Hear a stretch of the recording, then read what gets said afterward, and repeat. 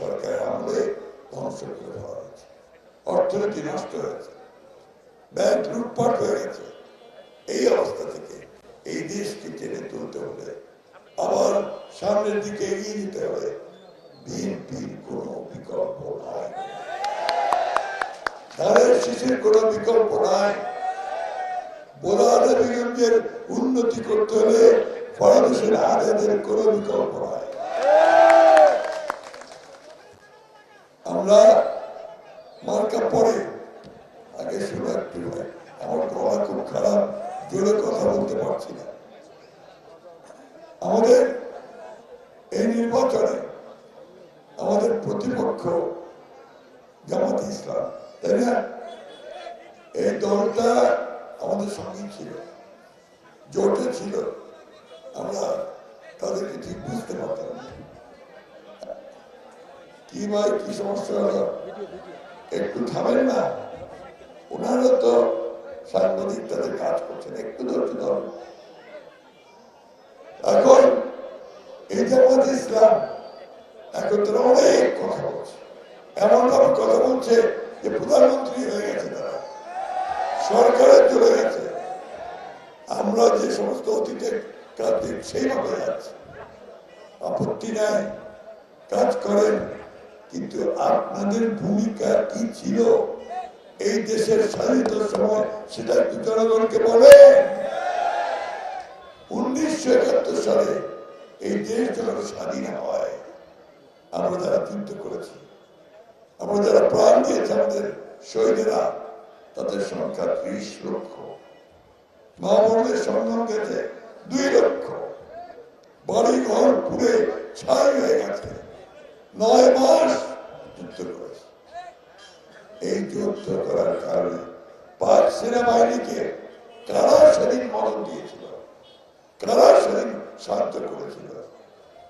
আপনারা, জামাত ইসলাম। আমরা সেটা ভুলে যাইনি, এটা বলা সম্ভব নয়। কারণ 71 আমার অস্তিত্ব, 71 আমার চিহ্ন, আমাকে চেনা যায় আমার স্বাধীনতা।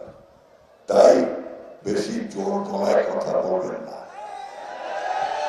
আপনাদেরকে মানায় না। বাংলাদেশের মানুষ এমন কোন শক্তির হাতে ক্ষমতা দেবে না যারা বাংলাদেশের স্বাধীনতায় বিশ্বাস করে না। প্রিয় ভাই বোনেরা, আমি আপনারা নিশ্চয়ই আমাদের চেয়ারম্যান তারেক রহমান সাহেবের বক্তব্য কাটি শুনেছেন, অসাধারণ। তিনি উন্নয়নের কথা বলেছেন, কি করে দেশকে টেনে তুলবো তার কথা বলেছেন। তিনি বলেছেন যে আমাদের দেশে এখন উন্নয়ন করতে হয়, তাহলে মহিলাদেরকে সব জায়গায় ক্ষমতায়ন করতে হবে।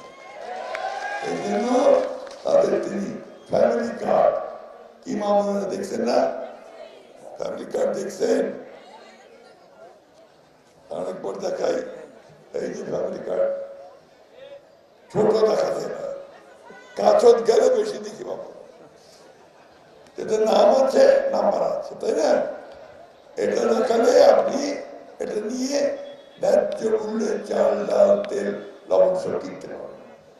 আর হাসপাতালে অসুখ বিসুখ হলে বাচ্চা কাছে নিয়ে সেটা চিকিৎসা পাবে, এবং স্কুলে বাচ্চা ভর্তির ব্যাপারে অগ্রাধিকার পাবে। আর আমার কৃষক ভাইদেরকে তাদের ন্যায্য মূল্যে সার, বীজ, সেচ পায়, তাদের কৃষক কার্ড দেবে, এটা কৃষকদের সুবিধা। আরো বলেছেন যে কৃষক ভাইরা যারা ঋণ করে ফসল ফলানোর জন্য 10,000 টাকা পর্যন্ত কৃষি ঋণ সুদ সহ মকুব করে দেওয়া। আর আমার মায়েরা যারা সংসারের উন্নতির জন্য কিস্তিতে লোন নেয় এনজিওর কাছ থেকে, তাই না? নেন না? তারপরে কিস্তি শোধ করতে না পারলে তখন আরেকটা এনজিওর কাছ থেকে নেয়, এইভাবে ঋণ বাড়তে থাকে। তারপরে যখন তখন ওই এনজিও বাড়িতে এসে মুরগি, ছাগল, গরু নিয়ে তুলে যায়, ঠিক তো? আমাদের নেতা তারেক রহমান সাহেব বলছেন যে এটা বন্ধ করার জন্য তিনি 1 বছরের কিস্তি তিনি সরকারের থেকে শোধ করে দিবেন।